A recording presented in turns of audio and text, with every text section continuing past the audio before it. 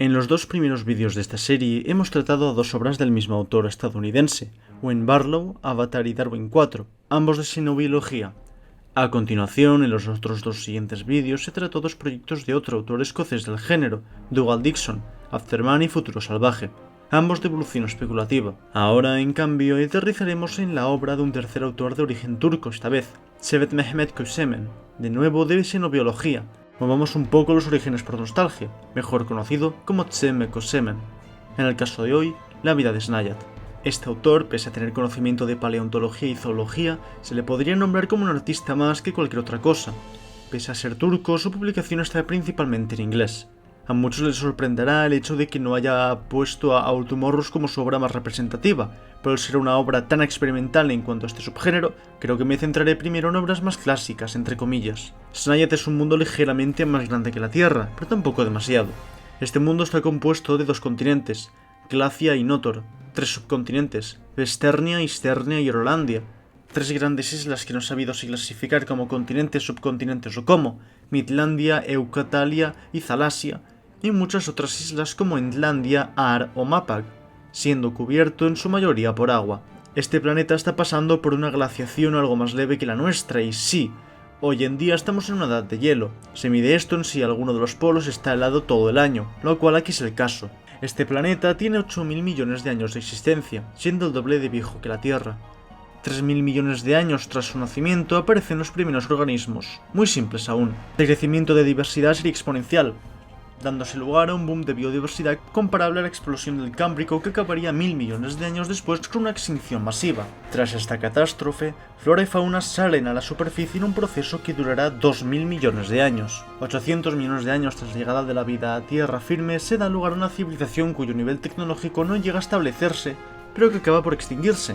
Por esta época, en cambio, nuestra Tierra se forma. Un billón 4.500.000 años después, se da una segunda extinción masiva tal que solo la vida con el mismo nivel de complejidad morfológica antes de la explosión de biodiversidad sobrevive, quedando solo seres acuáticos. Esto sería una suerte de reseteo de la vida que dará lugar en 700.500.000 años a un nuevo boom de biodiversidad que generará los linajes de los seres vivos más predominantes de hoy. Tras una tercera extinción masiva, se termina con la poca competencia de estos nuevos seres vivos unos 250 millones de años después. Se daría la aparición, pues, de esqueleto interno complejo por primera vez en esta segunda oportunidad que recibió la vida en el planeta 140 millones de años tras esto. 150 millones de años a posteriori, una cuarta extinción masiva se da y de las cenizas sale una nueva innovación. Los músculos filamentados e hidráulicos junto con sistemas reproductivos no dependientes de que haya agua cerca. Bueno, en general por esta época se van dando más innovaciones que a futuro sería norma, como los primeros seres tetrápodos, primeros seres voladores, megafauna octópoda. Una segunda civilización se da 40 millones de años antes de la llegada del humano en el planeta, pero no se sabe de qué especie, únicamente parte de su utilería. 3 millones de años tras esto, el continente de Eurolandia se fusiona con Isternia, mientras que los subcontinentes de Midlandia y Ar se separan del resto.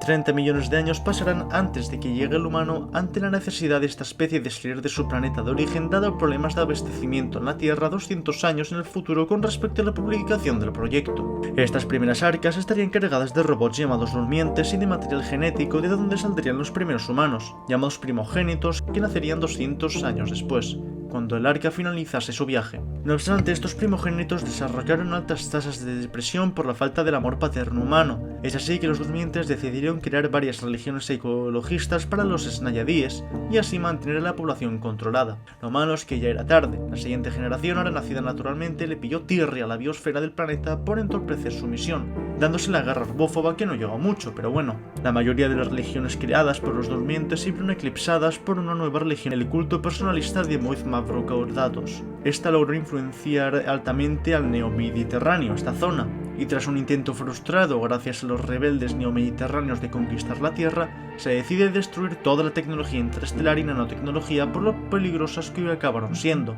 Aún así, los durmientes deciden conservarla en secreto fuera de aplicaciones médicas y de producción alimentaria e implementar su influencia para evitar los errores pasados. Nos hallamos ahora en el 2558 después de Cristo. Me baso en la fecha de publicación del proyecto para decirlo con tanta seguridad. En la obra se menciona que hay flora fotosintética tanto roja como verde. También se nos es mencionado algunos grupos de entre comillas animales como los elastozoos, seres simples y altamente flexibles. Los trilaterálidos, seres voladores de quienes solo tenemos esta imagen accesible por completo únicamente si pagas en el Patreon del autor. Abajo os dejo en la descripción el enlace por si es que os interesa. Terravivaldos, seres terrestres muy parecidos a bivaldos de los que no tenemos imágenes. Mucha fauna que hace simbiosis con flora microscópica. Muchos otros seres no presentados. Cosa que intuyo por este esbozo del árbol taxonómico disponible también en la página de internet oficial. Y los protagonistas del proyecto, los artrognatos, que se dividen entre los picozoos y los pluridáctilos. Antes de seguir, explicaré un poco del plan corporal de la mayoría de especies de este linaje.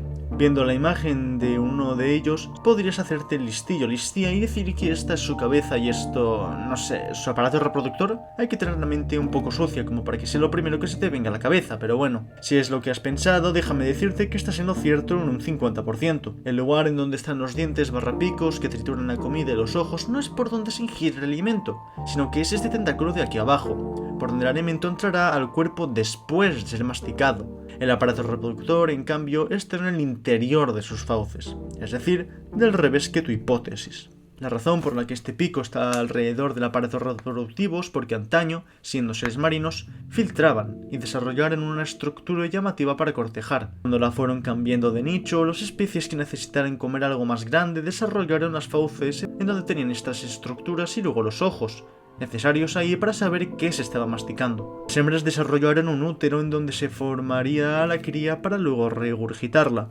Es dado a que el saco en donde se genera el nuevo único ser en el embarazo no es flexible que han de expulsarlo en una etapa de su desarrollo muy temprana, cuidándoles en sus primeros años, mientras el macho desarrollaría un productor de material genético que introduciría al interior de las fauces de la hembra. Pasando el sistema digestivo, cuando la comida entra al organismo, pasa por un esófago semejante a una de las válvulas que se comprimen y contraen constantemente el corazón terrícola para mover el alimento hasta acabar en un saco en donde el alimento y enzimas hechas para procesar los nutrientes se tocan. A continuación pasan por unos tubos en donde los nutrientes procesados por las enzimas son absorbidos para el resto del organismo.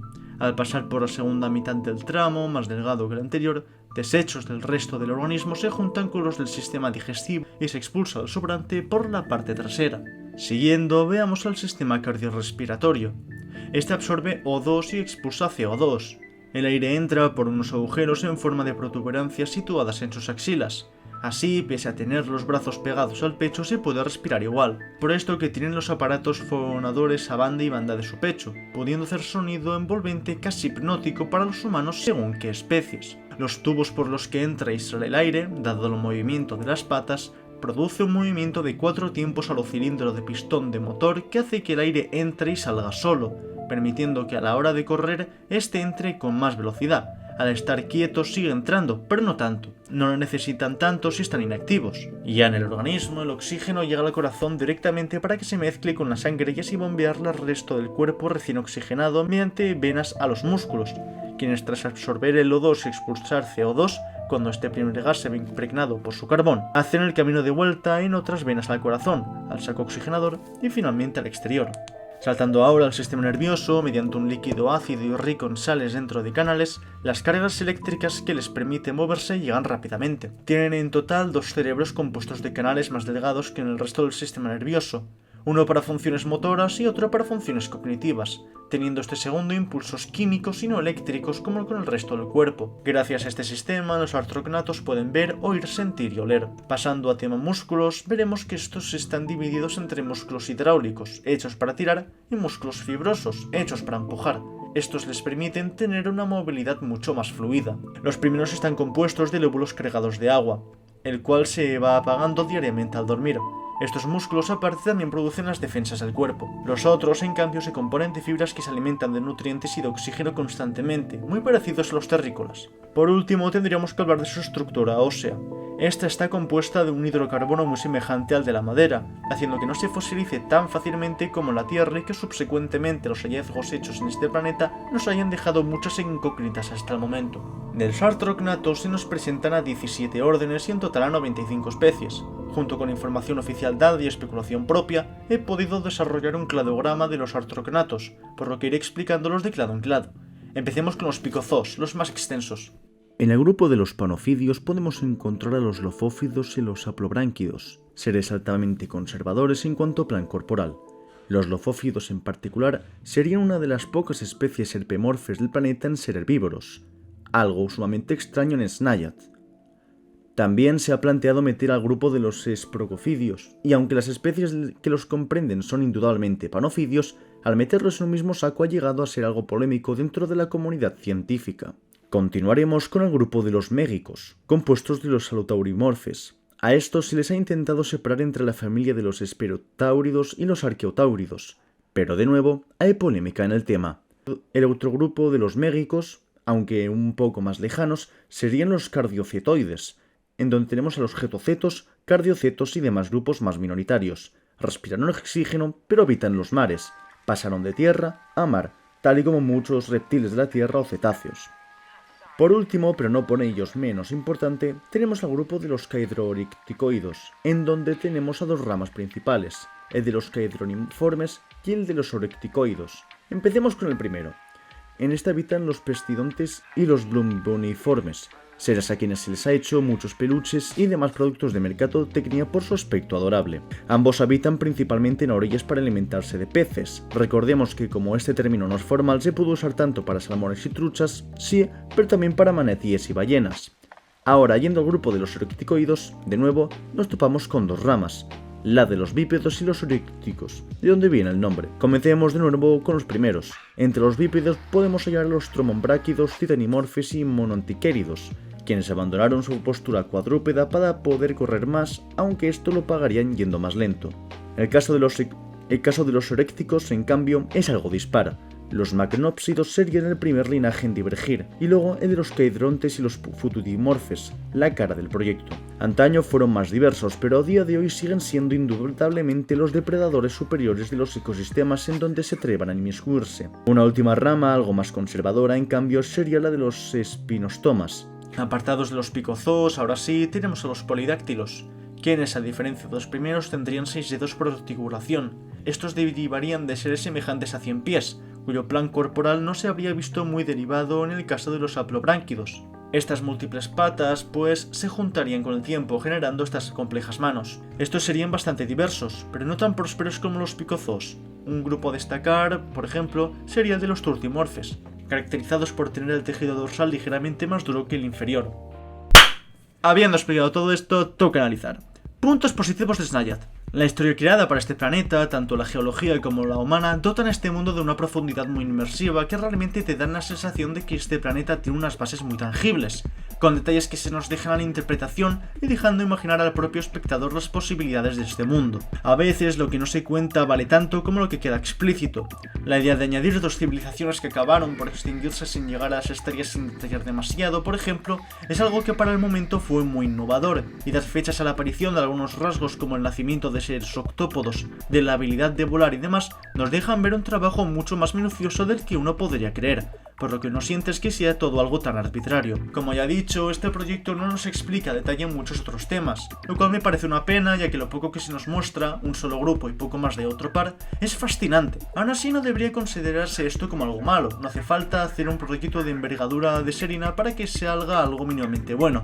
Más vale un gramo de chocolate que un kilo de mierda. Por otro lado, uno de los aspectos más aplaudidos de este proyecto, y con razón, de que haya durado en este vídeo más que la explicación de las especies, es la anatomía. No solo está muy bien detallada, sino que además tiene ideas muy originales, y pese a que la evolución convergente se vea clara para estos seres, no se ve como un refrito, con nuevos mecanismos para mismas funciones como los dos tipos de músculos hechos para tirar y empujar. Si queréis implementar la evolución convergente en vuestros proyectos de semenobiología, tomad a este como referente. Y es que este es otro gran acierto de este proyecto, que pese a ver evolución convergente, pese a en el caso de algunos cétidos, no llegan en ningún caso a ser convenientes. La primera vez que oí que el aparato reproductor estaba en donde veríamos la boca y la boca en el aparato reproductor me pareció raro y confuso, pero justamente esa es la sensación que debería darnos un mundo alienígena al topárnoslo, altamente confuso. En este aspecto ha logrado transmitir la sensación que debería transmitir. Si bien hay quien critica que el aparato reproductor está en la cara y el respirador en las axilas, peores cosas se han visto en la Tierra como tener el sistema respiratorio y digestivo conectados. cuernos que no dejan de crecer nunca y que acabarán por matar al organismo con el tiempo, a una depuración de excedentes de nutrientes como la grasa o el colesterol pésima.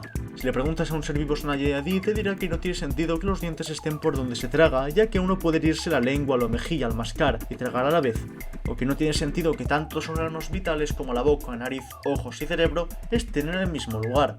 A nivel especies, dado haber tenido muy planificada la historia geológica de este mundo, se nos ha conferido de unas conexiones taxonómicas muy cohesionadas y sus detalladísimas características que podréis revisar con más calma en sus páginas de internet oficial que os dejo aquí abajo, revelan un trabajo muy minucioso y laborioso. A primer vistazo no se ven, pero pequeños detalles que se nos van explicando nos dejarán apreciar que estas tienen más sentido de lo que parecen. Es esta sutileza en la semejanza entre especies que vuelve este planeta uno más rico y vibrante. Y la presentación, que no contará demasiado, como todo el arte de este hombre, dentro de su característico estilo artístico, es una absoluta maravilla, con unos diseños muy originales y detallados. Soy desconocedor de si tiene otro lugar por el que acceder a este mundo, pero al menos en su página web no se nos complica mucho el encontrar información y su navegación es altamente intuitiva, algo que se agradece bastante. No obstante, no cantéis victoria puesto que no todo es perfecto. Pues mi única queja es que los tejidos se parecen demasiado a seres terrestres que se volvieron acuáticos de la Tierra, pecando un poco de evolución conveniente. Habría implementado personalmente otros diseños más innovadores, que acusemen una cosa que no le falta es justamente innovación y originalidad. Qué sé yo, pero... A ver, fuera de eso no hay nada malo en el proyecto. Las especies están muy bien descritas, las ideas son originales y para buscarle algo he tenido que rebuscar bastante. Con todo esto, creo que la nota con la que se ha de quedar es con un 9,95. La mejor nota de esta serie hasta el momento. Y si os preguntáis por qué no un 10, no únicamente por lo de los tétidos, que también, sino que por su envergadura. Antes he dicho que esto no era algo negativo necesariamente, pero tendrá bastante más mérito un proyecto con detalladísimas eras geológicas, civilizaciones, cladogramas y demás en donde se cometa uno de esos errores que uno que conste de 4 plantas sin ninguno. Eventualmente, cuanto menos contenido, más difícil es cometer errores. Así que no sabemos si en el resto del mundo que eventualmente sabemos que se ha creado, los hay. Si a esto le sumamos que quiero darle cancha a otros proyectos a futuro para superar a Snayat, qué sé yo, más originales, más detallados u otros, dar 10 no es algo tan simple, pues he decidido no darle este número. No tengo mucho más que añadir a este proyecto dado su poca longevidad, no puedo explayarme mucho más de lo que ya he hecho aquí. La próxima reseña de esta serie, pues, será Dinosauroide. Dicho esto, ¡chus!